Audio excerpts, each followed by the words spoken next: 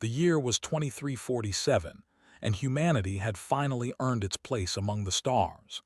After 50 years of war, trade, and careful diplomacy, Earth had won a seat at the Galactic Conclave. This was the Great Council where 100 alien species made decisions that shaped the future of the galaxy. When the message came from the Empire, the leaders of Earth could not believe their luck. They were one of the oldest and most powerful species in known space. Their princess was about to be crowned as the new ruler. She had invited warriors from across the galaxy to attend her coronation. More importantly, she would choose one warrior from all those gathered to serve as her royal protector. This was the highest honor any species could receive. The royal protector would stand at the side of the most powerful ruler in the galaxy. They would represent their entire species in the halls of power. Commander Holt was chosen to lead the human delegation. She was 53 years old with 30 years of military service behind her. She had fought in the border wars and the conflict. She had earned every medal that Earth could give. Now she stood in the launch bay of the starship Endeavor, looking at the 12 soldiers who would represent humanity. They were the best Earth had to offer. Lieutenant Shaw was a combat veteran with cybernetic enhancements that made him faster and stronger than any normal human. Sergeant Maria had single-handedly defended a colony against raiders for 3 days. Corporal Ben Torres was a decorated sniper who had never missed a shot in combat. And then there was Private First Class Danny Cole.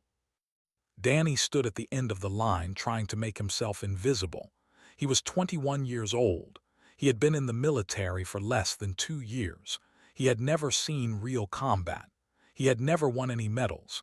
He was not supposed to be here at all. 3 days ago, Sergeant Martinez had fallen sick with a fever that the doctors could not explain. The delegation needed 12 warriors because that was the number tradition demanded. Danny had been the only soldier available on short notice who met the basic requirements. Commander Holt stopped in front of him. Her eyes were cold. "Private Cole," she said, "you are here to fill a spot and nothing more. You will stand where you are told to stand. You will speak only when spoken to. You will not embarrass humanity. Is that clear?" "Yes, Commander," Danny said. His voice did not shake, but only because he had practiced keeping it steady. "Good." Commander Holt moved on. Lieutenant Shaw leaned close to Danny as the commander walked away. "Don't take it personally, kid. She's just nervous. We all are. This is the most important moment in human history." Danny nodded but said nothing. He knew the truth. He did not belong here. Everyone knew it. He was the weak link in a chain that could not afford to be weak. The journey took 3 weeks. During that time, Danny stayed in his quarters and studied everything he could find about them.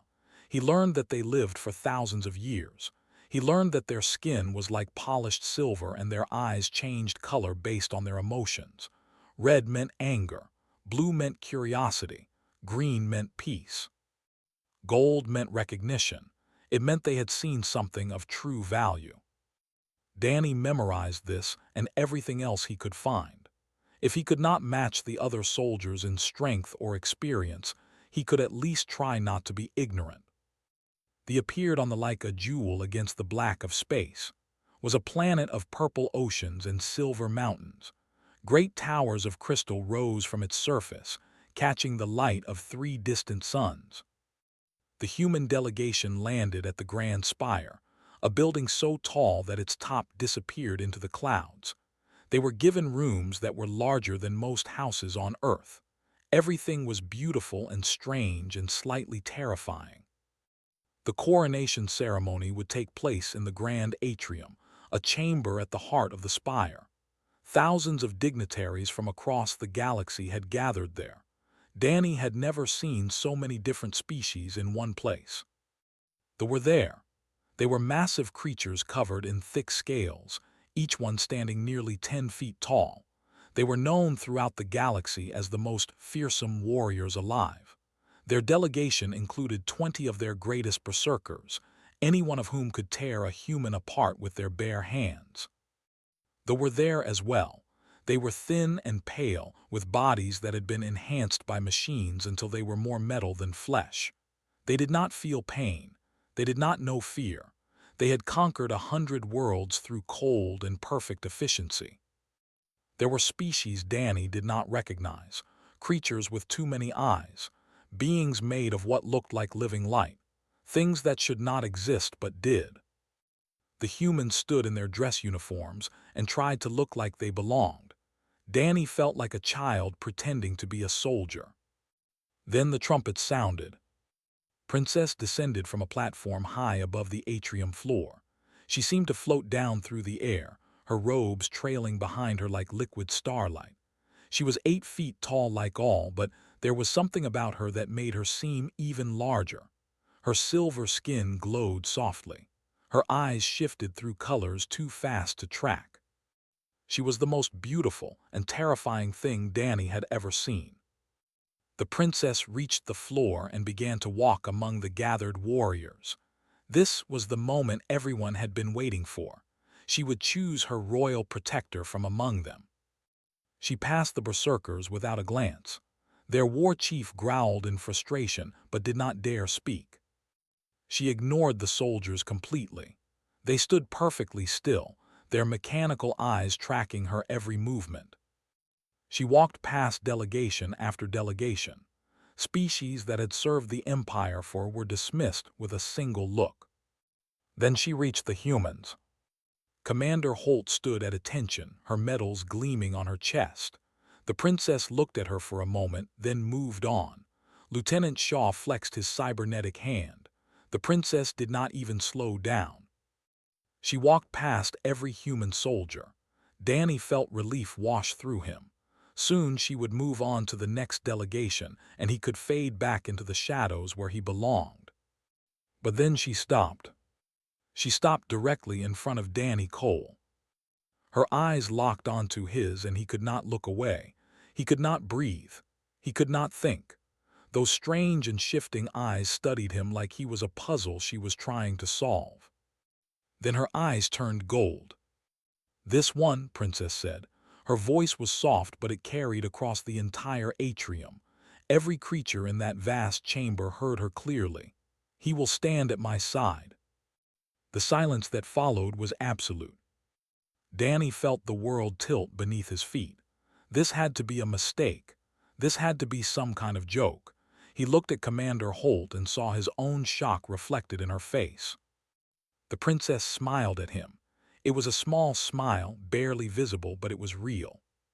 "Come," she said, "we have much to discuss." And Danny Cole, the youngest and weakest soldier in the human delegation, walked forward to meet his destiny. The moment the princess made her choice, the grand atrium exploded into chaos. The war chief was the first to react. He let out a roar that shook the crystal walls and pushed through the crowd toward the princess. His scales turned dark red with rage. "This is an insult," he bellowed. "They have served the Empire for 3,000 years. We have shed blood in your name across 100 battlefields, and you choose this tiny creature, this child from a species that has barely learned to walk among the stars." The ambassador stepped forward as well. His mechanical voice was cold and flat. "The princess is clearly unwell. We request that the selection be postponed until she has recovered from whatever illness has clouded her judgment." Other voices joined the outcry. Diplomats and warriors from dozens of species shouted their objections. Some demanded explanations. Others threatened to withdraw from the coronation entirely. Through it all, Princess stood perfectly still. Her eyes remained that steady gold as she watched the chaos unfold around her. Danny could not move. He stood rooted to the spot while the most powerful beings in the galaxy argued about whether he was worthy to exist. He wanted to disappear. He wanted the floor to open up and swallow him whole. Commander Holt pushed her way through the crowd. Her face was pale, but her voice was steady. "Your Highness," she said, bowing deeply, "I must speak. Private Cole is our youngest soldier. He has no combat experience. He was included in our delegation only as a last-minute replacement. Surely there has been some mistake. The princess turned those golden eyes toward the commander. There is no mistake. I have made my choice. But why? Commander Holt pressed. Help us understand. What did you see in him that you did not see in our veterans, in our decorated heroes? The princess was silent for a long moment. The crowd grew quiet, eager to hear her answer. Because he was the only one still becoming, she said. No one understood what she meant. The confusion only made the anger worse. The guards stepped in to restore order. They escorted Danny to a separate chamber while the diplomats continued to argue. He sat alone in a room of silver and crystal, staring at his hands, trying to understand what had just happened. An hour passed, then two. Finally the door opened and Lieutenant Shaw entered. His face was grim. "They are giving us a way out," said. He sat down across from Danny. "They're offering to let you withdraw gracefully. They'll say it was a miscommunication, some kind of cultural confusion. No one will blame you." Danny looked up, and then what? Then the princess chooses someone else, someone who actually deserves the honor. His voice was not cruel, but the words cut deep anyway. "Look, kid, I'm not trying to hurt you, but you have to see how this looks. The whole galaxy thinks humanity sent you as some kind of joke. Or worse, they think the princess is mocking us." "I didn't ask to be chosen," Danny said quietly. "I know, that's why no one blames you," leaned forward. "But you can end this. You can step aside and let us salvage what's left of our reputation. Earth Command has already sent a message recommending that we take the up on their offer." Danny thought about it. It would be so easy. He could go back to being invisible. He could return to Earth and pretend none of this had ever happened.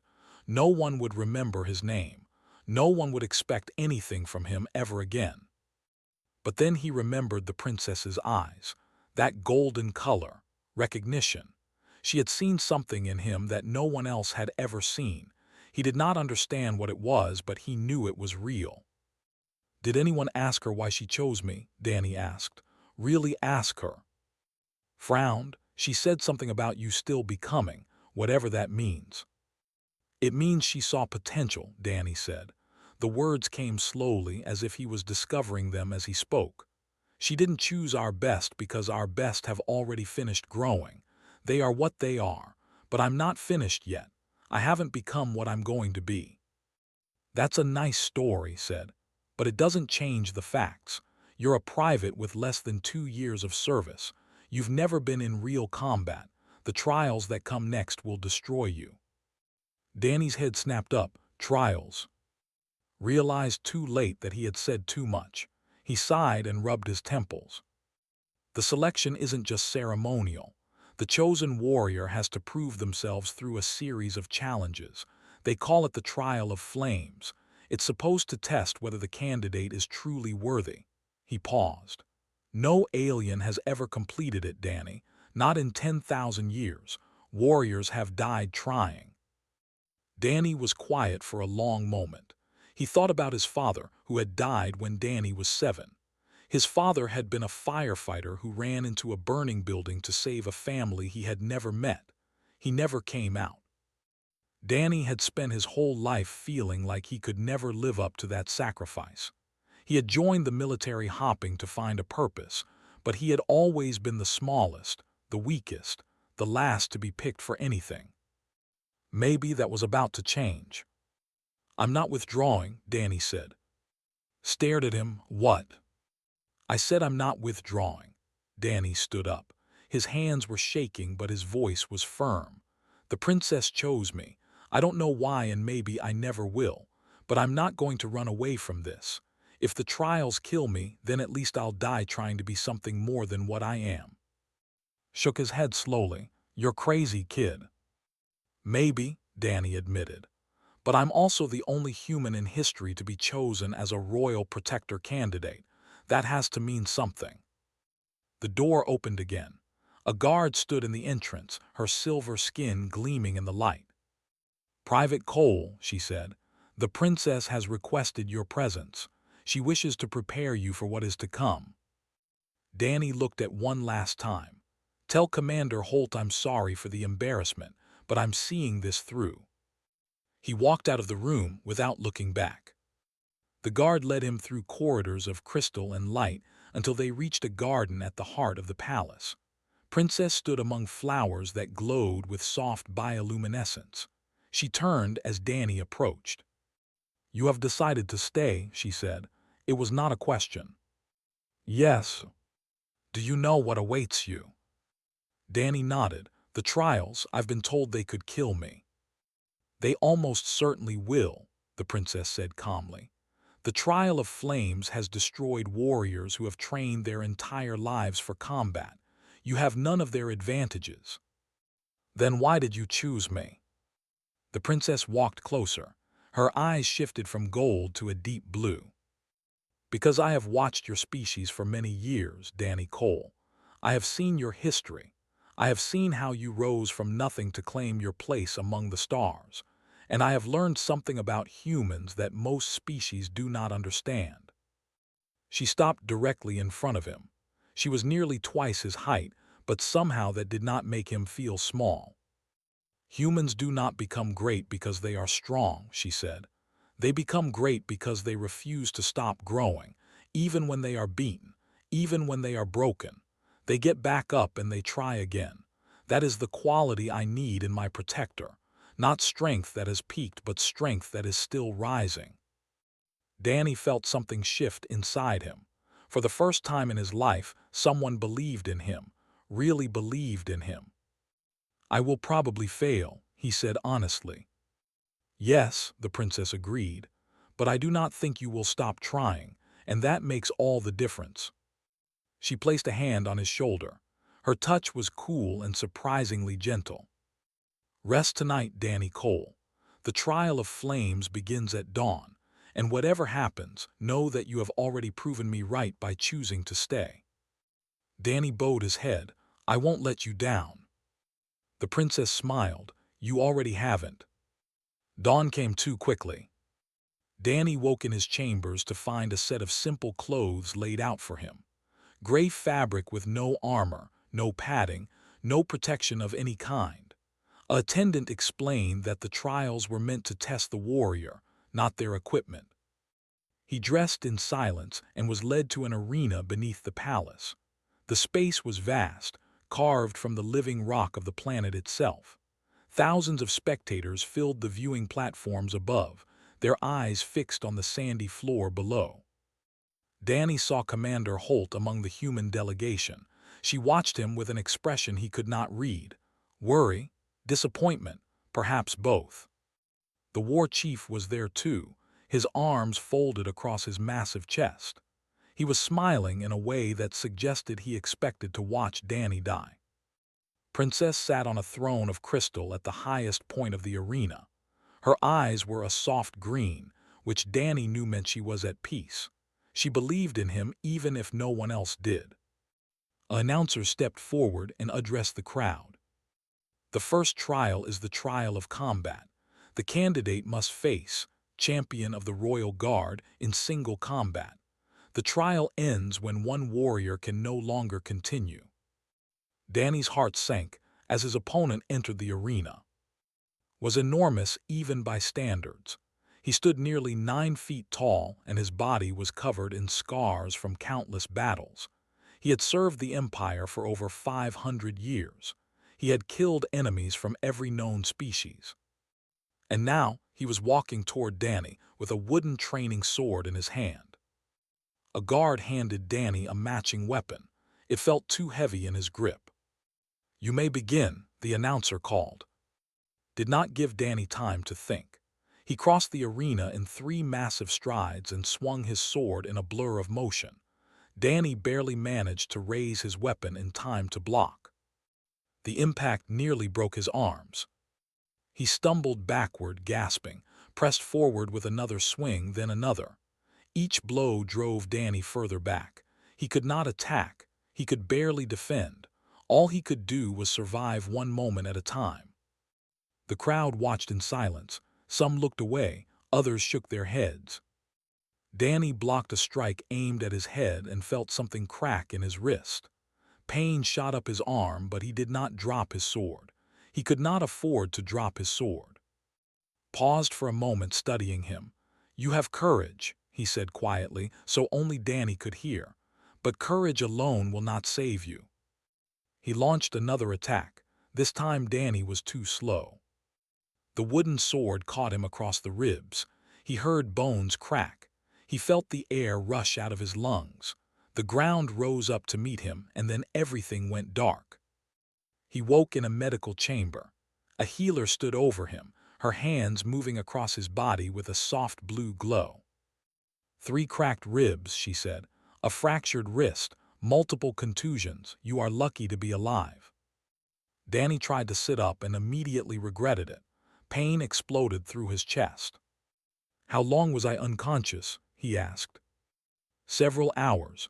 The combat lasted 47 seconds. The healer's voice was not unkind, but the facts spoke for themselves. 47 seconds. He had barely survived 47 seconds against a real warrior. "You may withdraw with honor," the healer continued. "No one would blame you. Many candidates have failed the first trial. None have ever completed all 3. Danny lay back and stared at the ceiling. He thought about going home. He thought about the looks he would receive from his fellow soldiers: pity, contempt, relief that they had not been chosen for this humiliation. He thought about the princess and her golden eyes. "When is the second trial?" he asked. The healer blinked in surprise. "Tomorrow morning, but surely you do not intend to continue. Your injuries are severe." "Will I be able to walk tomorrow?" "Yes, but the pain will be significant and your bones will not be fully healed. The second trial is the trial of endurance. You must cross the desert of black glass on foot. The journey usually takes 2 days under 3 suns. Warriors with full strength have died attempting it." Danny closed his eyes. "Then I'd better rest." He slept through the day and through the night. When dawn came again, he rose from his bed despite the protests of the healers. His ribs screamed with every breath. His wrist throbbed with a constant ache. But he could walk, and that was all that mattered. The desert of black glass stretched to the horizon like a frozen sea of darkness. The sand was not sand at all, but shards of volcanic glass that caught the light of the 3 suns overhead. The heat was already overwhelming, and it would only get worse. They gave him a single container of water and pointed him toward a distant mountain. "Reach the base of Mount by sunset tomorrow," a guard said. "That is the trial." Danny started walking. The first few hours were manageable. He had trained for endurance during his time in the military. He knew how to pace himself, how to conserve energy, how to push through discomfort. But this was beyond anything he had experienced. The glass cut through his boots within the first hour. By the 3rd hour, every step left bloody footprints behind him. The suns beat down without mercy. Sweat poured from his body faster than he could replace it. He finished his water after 4 hours. He still had most of the journey ahead of him. The heat became a living thing, pressing against him from all sides. His vision began to blur. His thoughts became scattered and confused. He saw things that were not there, mirages that promised water and shade but vanished when he reached for them. Still he walked. The first sun set, then the second. Only one remained, burning red on the horizon, when Danny's legs finally gave out. He fell to his knees on the black glass. He could see the mountain ahead of him. It was close now. Maybe 2 miles away, maybe less. He tried to stand, but his body refused to cooperate. "This is it," he thought. "This is where I die." He had given everything he had. He had pushed himself further than he had ever pushed before, and it was not enough. Danny collapsed onto his back and stared at the darkening sky. The pain was fading now, replaced by a strange numbness.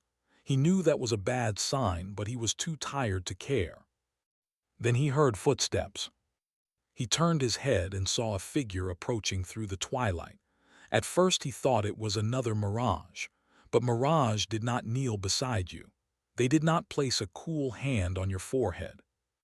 Princess looked down at him with eyes the color of deep water. Your commanders have formally requested your removal, she said. They believe I am torturing you for entertainment. They do not understand. Danny tried to speak, but his throat was too dry. The princess held a container of water to his lips and let him drink. Why me? He finally managed to whisper. You still haven't really told me. The princess sat beside him on the black glass. The remaining sun painted her silver skin in shades of red and gold. Because when I looked at your delegation, I saw 12 warriors who believed they had already become everything they would ever be. They carried their achievements like armor, but you, she paused, you carried only potential. You were the only one still becoming. That is what I need at my side, not a finished weapon, but one still being forged. I failed the trial, Danny said. You failed to finish, the princess corrected. That is not the same as failure. You crossed a desert that has killed warriors twice your size. You walked until your body could no longer obey your will. That is not failure. That is the very thing I chose you for. She helped him sit up. The mountain was so close he could almost touch it. There is one trial remaining, she said. The trial of heart. It cannot be failed through weakness of body. It tests something else entirely. She met his eyes. Rest tonight. Heal as much as you can. Tomorrow will determine everything. Danny looked at the mountain, then back at the princess. I'll be ready, he said. And somewhere deep inside him, he knew it was true. The chamber where the trial of heart took place was deep beneath the palace, carved from stone that seemed older than the planet itself. Strange symbols covered the walls, glowing with a faint blue light that pulsed like a heartbeat. Danny walked slowly, still recovering from his journey across the desert. The healers had done what they could, but his body was broken in ways that would take weeks to fully repair. Every step sent pain shooting through his cracked ribs. Every breath felt like fire in his lungs. But he walked. Commander Holt was waiting at the entrance to the chamber. She had demanded to be allowed to witness the final trial. They had agreed, though they warned her that what she would see might disturb her. Private Cole, she said as Danny approached. Her voice was different now. The coldness was gone, replaced by something that might have been concern. You don't have to do this. You've proven enough already. Danny stopped. Have I? You survived longer than anyone expected. You crossed that desert on broken bones and willpower alone. No one will think less of you if you stop now. Danny looked at her for a long moment. 3 days ago, this woman had told him he was there to fill a spot and nothing more. Now she was trying to save him from himself. With respect, Commander, he said, I didn't come here to prove myself to everyone else. I came here to prove something to myself. I'm not done yet. Commander Holt nodded slowly. Something in her eyes shifted.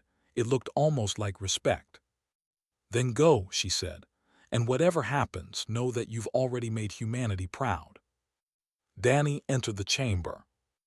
A crystalline chair sat at the center of the room, surrounded by ancient machines that hummed with barely contained power. The walls were lined with viewing galleries where dignitaries from across the galaxy had gathered to watch. Danny saw the war chief there, his expression unreadable. He saw the ambassador, still and silent as always. And he saw Princess, seated on a platform above the rest, her eyes a deep and steady gold. A priest stepped forward. He was ancient even by their standards, his silver skin dulled by countless centuries. The trial of heart is the oldest of our traditions, he said. His voice echoed through the chamber like distant thunder. It does not test strength or endurance. It tests the truth of what you are. The machines in this room will look into your mind and show you the deepest fears and doubts that live there. They will show you visions of failure and loss. They will try to break your spirit. He gestured toward the chair. If you cannot face what lives inside you, you will be destroyed. Not killed, but broken. The warriors who fail this trial spend the rest of their lives as empty shells, unable to remember who they once were. Danny felt fear rise in his chest, cold and sharp. This was different from the physical trials. Those had hurt, but they were simple. Walk until you cannot walk. Fight until you cannot fight. This trial would force him to face himself. He sat in the crystalline chair. Straps emerged from the armrests and locked his wrists in place. A crown of light descended from above and settled around his head. The machines began to hum louder, their blue light growing brighter. Then the visions began. Danny found himself standing in his childhood home. He was 7 years old again, small and confused. His mother was crying in the kitchen. Through the window, he could see fire trucks and ambulances gathered at a building down the street. His father had gone into that building. His father had never come out. "You couldn't save him," a voice whispered. It seemed to come from everywhere and nowhere at once. "You were too small, too weak, too useless." Danny felt tears streaming down his face. The pain of that day rushed back like a flood, as fresh and terrible as it had been 20 years ago. The vision shifted. Now he was in basic training, standing at the end of a line while the drill instructor screamed at the recruits. Danny was always last, always slowest, always the one others had to wait for. "You don't belong here," the voice said. "You never belonged anywhere. Every success you've had was luck. Every failure was the truth." More visions followed.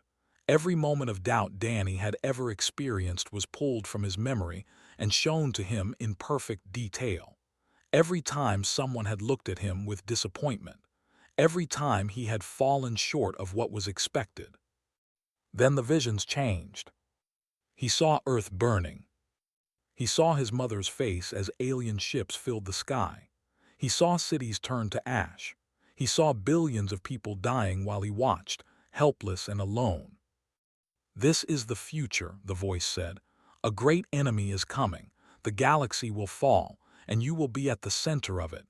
You will be given a choice that determines everything, and you will fail because you always fail." Danny saw himself standing on a battlefield, surrounded by corpses. He saw the princess dying in his arms. He saw humanity wiped from existence. "Give up," the voice whispered. "Accept what you are. You are not a hero, you are not special. You are a scared little boy pretending to be a soldier." Danny felt his will beginning to crack. The visions were so real, so vivid. Part of him wanted to believe them. Part of him had always believed them. But another part of him remembered something else. He remembered his father running into that burning building. His father had been scared too. Danny knew that now. No one runs into fire without fear. The courage was not in being unafraid. The courage was in running anyway. He remembered crossing the desert on broken legs, taking one step after another long after his body had begged him to stop. He remembered the princess's words, "You were the only one still becoming." "No," Danny said. The visions pressed harder. They showed him more failures, more deaths, more reasons to give up. "No," Danny said again, louder this time. "You're showing me what I'm afraid of, but fear isn't the same as truth. I might fail. I probably will fail, but I haven't failed yet. And until I do, I'm going to keep trying." The machine screamed. The light blazed bright enough to blind. "You cannot win," the voice insisted. "You are weak, you are young, you are nothing." Danny thought about everyone who had ever told him he was not enough. Every bully, every skeptic, every person who had looked past him like he did not exist. Then he thought about the princess, the one person in the entire galaxy who had looked at him and seen something worth believing in. "Maybe I am nothing," Danny said. The words were calm now, steady. "Maybe I'm exactly as weak as you say, but I've spent my whole life being underestimated. I've spent my whole life being told I couldn't do things. And you know what I learned?" The visions flickered. "I learned how to keep going when hope seems foolish. I learned how to get back up when everyone expects me to stay down. I learned that the only real failure is giving up." The machines fell silent. The light faded. The visions dissolved like mist in morning sun. Danny sat in the chair, exhausted and trembling but still whole, still himself. The crown lifted from his head, the straps released his wrists. The chamber was absolutely silent. Princess descended from her platform. Her eyes blazed gold, brighter than he had ever seen them. She crossed the floor and stopped in front of his chair. Then she did something that no royal had ever done before, an alien in recorded history. She knelt. "The trial shows each candidate the darkness they will face," she said softly. "Most are broken by seeing their limits. You saw yours and chose to face them anyway. That is the rarest form of courage." Danny looked up at the viewing gallery. Commander Holt was staring at him with tears running down her cheeks. The war chief had uncrossed his arms and was nodding slowly. Even the ambassador seemed affected, his mechanical eyes blinking in what might have been surprise. "You have passed the trials," the princess announced, rising to her feet. "You are worthy of the title of Royal Protector." Danny tried to stand. His legs nearly gave out, but the princess caught him. "The coronation is in 3 days," she said. "Rest now, you have earned it." As guards helped Danny from the chamber, Commander Holt stepped into his path. "I was wrong about you," she said simply. "I won't make that mistake again." Danny nodded. He was too tired for words. But for the first time in his life, he did not feel like a disappointment. He felt like someone who had proven, against all odds, that he belonged. The coronation of Princess was the most watched event in galactic history. Every inhabited world received the broadcast. Billions of beings from 100 different species gathered around screens and projectors to witness the moment when the new ruler of the empire took her throne. And by her side stood Danny Cole. He wore armor forged from steel, lighter and stronger than anything Earth had ever produced. A ceremonial blade hung at his hip, the ancient weapon of the royal protector that had been carried by warriors for 10,000 years. The weight of history pressed against him, but he held his head high. The 3 days since the trial of heart had passed in a blur of preparation. Danny had been measured for armor, instructed in protocol, and briefed on the threats facing the Empire. He had learned that the visions in the trial had not been entirely false. Something was stirring in the dark spaces between stars. An ancient enemy, long thought dead, was beginning to wake. The princess had chosen her protector now because she knew what was coming. She needed someone who would not break when the darkness arrived. Commander Holt approached Danny before the ceremony. She was dressed in her finest uniform, her medals gleaming on her chest. But the coldness that had marked their first meeting was gone entirely. "I owe you an apology," she said. "When we arrived on this planet, I thought the princess was mocking us by choosing you. I thought you would embarrass humanity in front of the entire galaxy." Danny shook his head. "You were trying to protect our reputation, I understand." "No," placed a hand on his shoulder. The gesture was surprisingly gentle. "She chose you because she saw what we should have seen all along. Humans aren't special because of our strongest warriors. We're special because we keep fighting even when we're outmatched. We keep growing even when growth seems impossible." She paused and met his eyes directly. "She didn't choose our best soldier, Danny. She chose our most human one, the one who embodies everything that makes our species worth believing in." Danny felt something warm spread through his chest. "Thank you, Commander." She corrected. "After what you've been through, I think you've earned the right to use my first name." The trumpet sounded, signaling the start of the ceremony. Danny took his place beside the throne as dignitaries filed into the grand atrium. The war chief entered with his delegation, and to Danny's surprise, the massive warrior stopped in front of him. "I called your selection an insult," the war chief said. His voice was a deep rumble. "I was wrong. What you endured in the trials would have broken warriors twice your size. You have earned my respect, young one." He pressed his fist against his chest in a salute, then moved on. The ambassador passed next. His mechanical eyes studied Danny with calculating interest. "Your species continues to surprise us," he said flatly. "We will be watching your development with great attention." It was not quite a compliment, but Danny understood it was the closest thing to praise the ever offered. Princess descended from above, floating down through the air just as she had on the day she chose Danny. Her robes trailed behind her like rivers of starlight. Her eyes swept across the assembled dignitaries before settling on Danny. She smiled. It was a small expression, barely visible, but it carried more warmth than Danny had ever seen from her. The ceremony began. An ancient priest recited words that had been spoken at coronations for. He spoke of duty and honor, of the sacred bond between ruler and people, of the responsibilities that came with power. Then the moment came for the princess to address the gathered representatives of 100 worlds. She rose from her throne and walked to the edge of the platform. The entire atrium fell silent. "I stand before you today as your new ruler," she said. Her voice carried to every corner of the vast chamber. "I know that many of you questioned my choice of royal protector. You looked at this young human and saw weakness. You saw inexperience. You saw a soldier who had not earned his place among the warriors of the galaxy." Danny felt every eye in the room turn toward him. He kept his spine straight and his gaze forward. "You were wrong," the princess continued, "and I want to tell you why." She gestured toward Danny.